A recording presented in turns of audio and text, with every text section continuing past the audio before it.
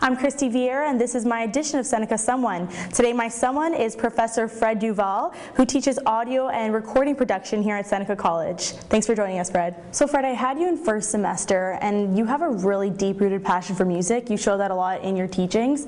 Where did that passion come from? Ever since I was a kid, I was music guy. No sports, nothing, just strictly music. And teaching at Seneca is an extension of that, recording and stuff. And what prompted you to start teaching? There was a big change in the industry where, as a musician or even as a studio owner, things really fizzled out quickly.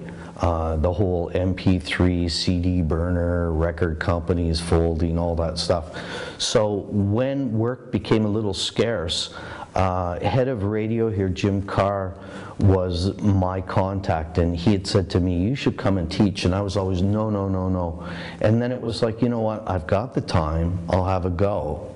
And now I'm clocking 15 years here, and just it goes by like that. Now you've been here for 15 years. Do you think this is a permanent gig for you, or do you see yourself branching out somewhere else later on? No, I'm going to continue teaching because it doesn't take up that much time that when I leave here, I don't do nothing. Like when I leave here, right away I'm recording or playing or whatever. So it's still just like many years ago. It's just a circle of performing or recording, and so no, I'll stay with Seneca as long as they have me. And what are some of the side projects that you have going on? Well, I've worked with some bands in the industry. One band in particular that's making a comeback is a band called the Killer Dwarfs. Mm-hmm.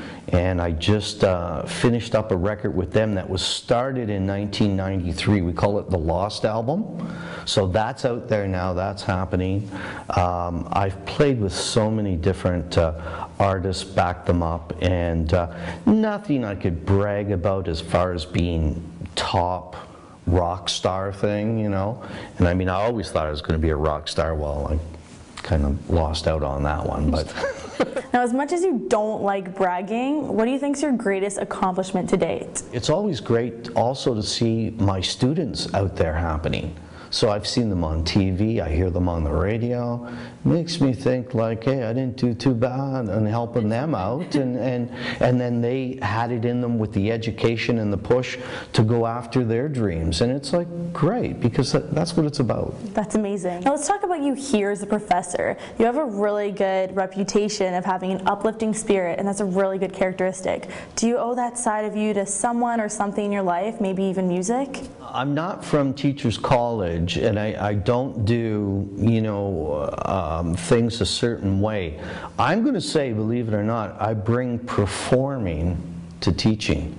Because I walk around, my hands are moving, I'm telling stories, I add some humor to make the students remember key things. Mm-hmm. And, it's good they find it amusing, but I happen to think it sticks with them then. Mm. So yeah, I have a different style, and if it didn't work, I'd know it. Yep. But it is working. It sure is. Now you call yourself Professor Red Shoes. Now despite the obvious, what's the story behind the red shoes?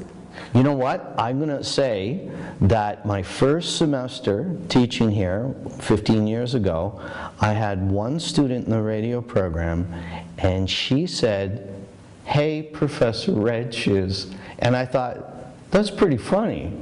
And it stuck, and then everybody was coming in the room going, I'm looking for the Pro Tools guy, and they're looking down at the floor looking for my shoes, and they go, I'm looking for you. So this Professor Red Shoes, I'm typecast, I have to keep wearing red shoes. And do you buy new ones every year, or have you been wearing the same shoes for 15 years? No, I have to, because they go through the winter and everything. No, it's like once a year I get the new pair, but that's it. I have no shoe collection, none whatsoever. No, just my Converse. Yeah, red shoes. Well, thank you very much for sitting with me today, Fred.